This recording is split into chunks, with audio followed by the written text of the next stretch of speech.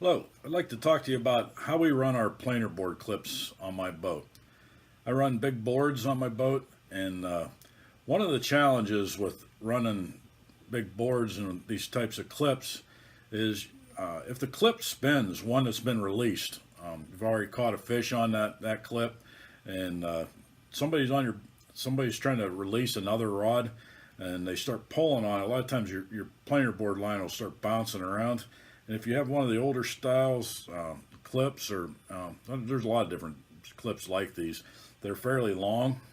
If they're on your line and somebody starts pulling, they'll start spinning around like that. And when somebody tugs on the line, they'll start pulling.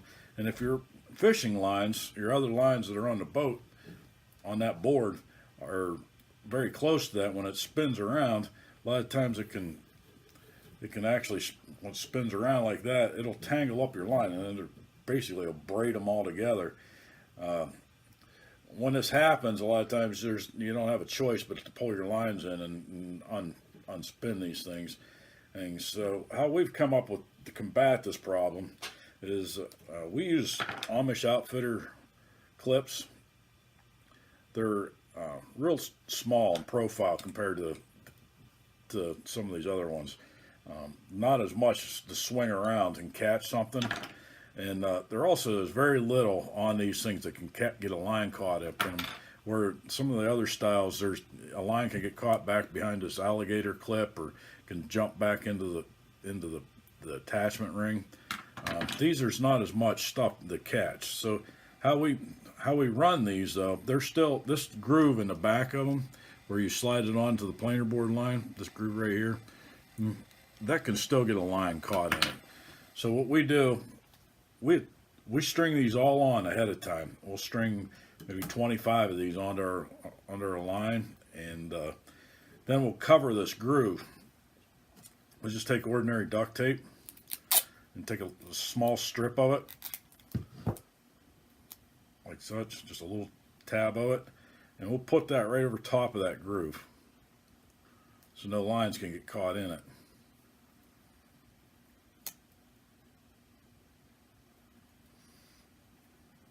Okay, now that we got that covered up, there's almost nothing that can get caught in it. The only thing I've found once in a great while, if you're using 20-pound test braid, once in a while you'll get one of those just catch on that screw just a little bit, but usually they'll pop right off if you shake them just a little bit. So once you have that on there, say we'll have like 25 of these hanging up the line up towards the planer board mast, and they're all held in place by the